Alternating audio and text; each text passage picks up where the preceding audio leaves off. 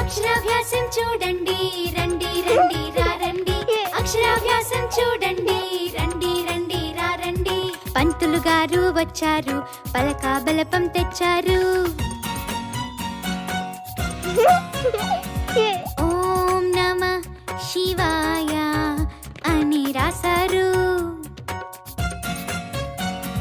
పప్పు బెల్లం పెట్టారు పంతులు గారికి పంచల చాపు ఇచ్చారు పంతులు గారు